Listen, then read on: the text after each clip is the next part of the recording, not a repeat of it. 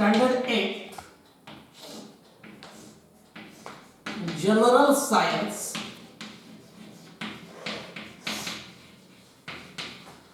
आपण धडा क्रमांक 16 डिस्कस करतोय तर reflection of light.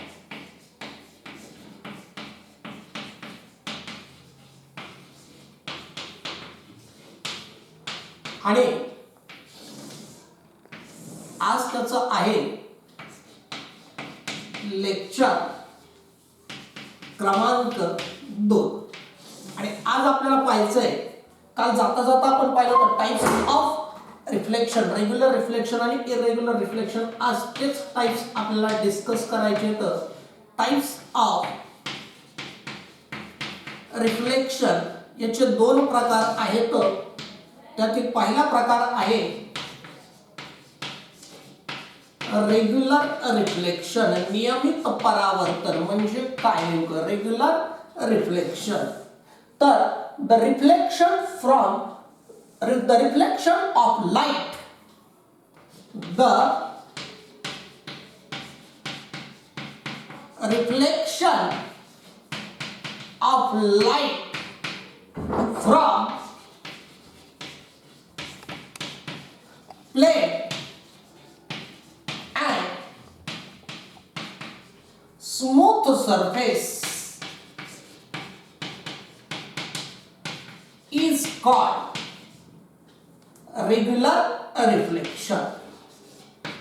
Is called regular reflection.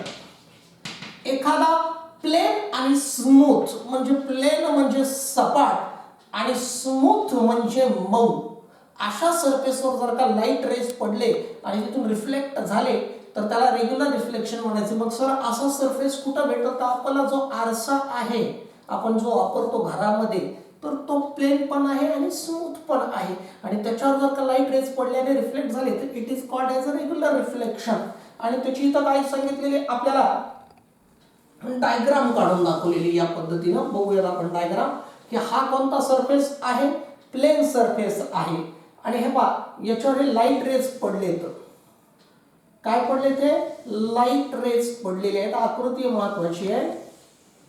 आणि हे सगळे कुठं पडलेले आहेत? तर ह्या स्मूथ सरफेसवर पडलेले आहेत. हा प्लेन अँड स्मूथ सरफेस आहे. हा जो थोडासा मी डार्क करतोय हा काय आहे? प्लेन आणि स्मूथ सरफेस आहे. आणि त्याच्यावर लाईट रेज पडलेले आहेत. आणि जे पडलेले रेज आहेत तेव्हा सर्वांशी बाण खाली येतं, म्हणून त्यांना इन्सिडेंट रेज म्हणतात. आणि याच्यावर पडल्यानंतर त्यांचं काय होतं? रिफ्लेक्शन होतं. त्यांचं काय होतं? रिफ्लेक्शन होतं. म्हणजे हे कोणते रेज आहेत? बघा, हे इकडं बाण दाखवलेले आहे, रिफ्लेक्टेड रेज आहेत.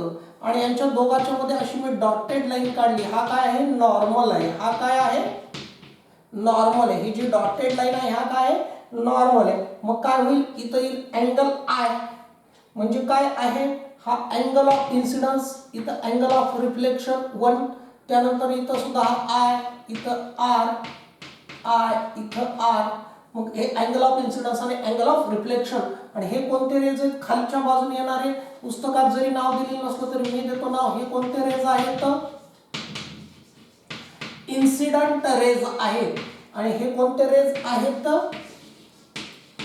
रिफ्लेक्टेड रेज आहेत. हे इन्सिडेंट रेज आहेत आणि हे रिफ्लेक्टेड रेज आहेत. आणि हा डार्क केलेला कोणता सरफेस आहे?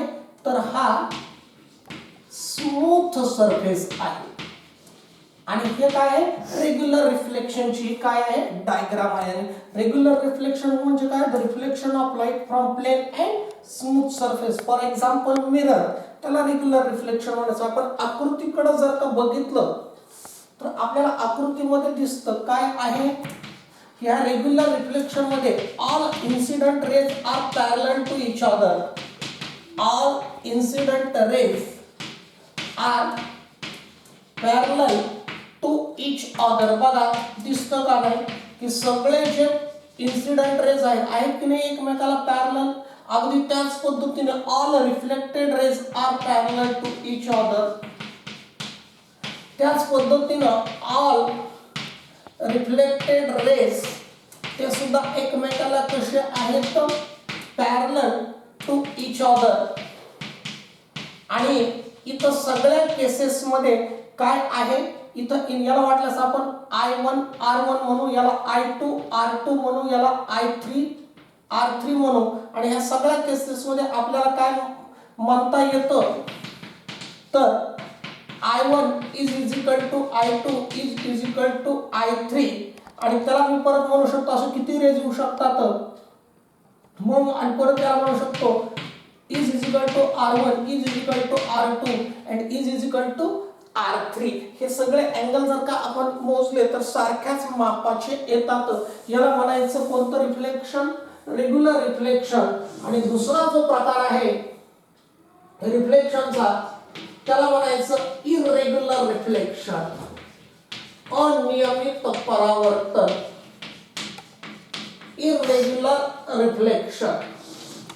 कशाला म्हणायचं irregular reflection, reflection of light from rough surface. काय आहे, the reflection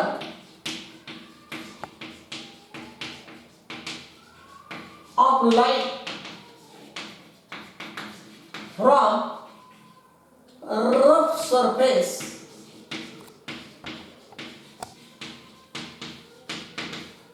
is called irregular reflection.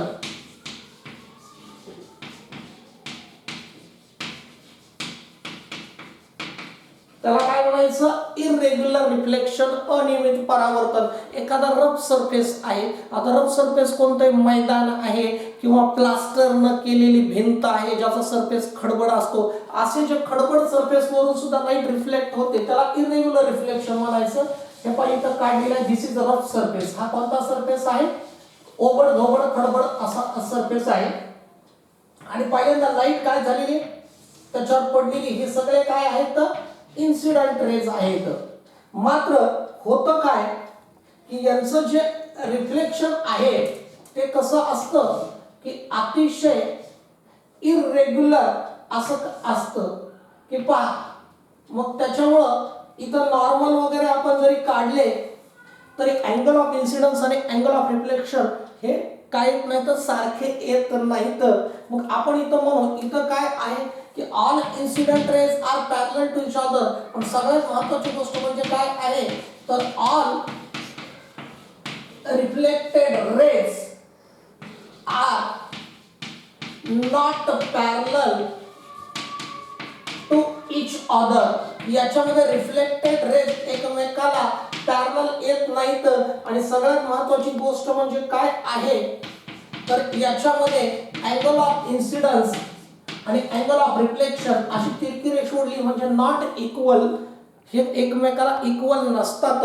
लक्षात घ्या, laws of reflections are followed in both cases. असं नाहीये की फक्त अँगल ऑफ रिफ्लेक्शन आणि अँगल ऑफ इन्सिडन्स सारखे नाहीयेत म्हणजे रिफ्लेक्शनचे लॉज फॉलो होत नाहीत. Laws of reflections are followed in both cases, की दोन्हीकडे लॉज ऑफ रिफ्लेक्शन व्यवस्थित फॉलो होतात. अगदी म्हणजे रेग्युलर रिफ्लेक्शन मध्ये सुद्धा आणि इरेग्युलर रिफ्लेक्शन मध्ये आहे. फक्त फरक सरफेसचा येतो की एका ठिकाणी सरफेस स्मूथ आहे आणि दुसऱ्या ठिकाणी रफ आहे, इतकंच. याच्यामुळेच हे दोन प्रकार येतात. बस, थँक्यू. आता काय करतोय मी, 2 मिनिटासाठी पूर्ण फळ्यावर कॅमेरा घेतो, त्याचा स्क्रीनशॉट काढायचा आणि जे काय फळ्यावर लिहिलेला आहे तोच तुमचा क्लासवर काय डायग्राम्स पेन्सिलनं काढायच्या.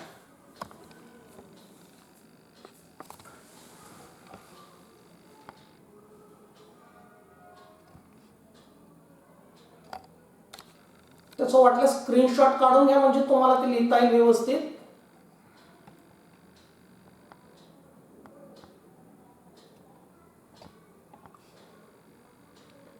तुम्हाला वेगवेगळ्या 3 सेक्शन्स मध्ये तो कॅमेरा फिरून दाखवतोय मी.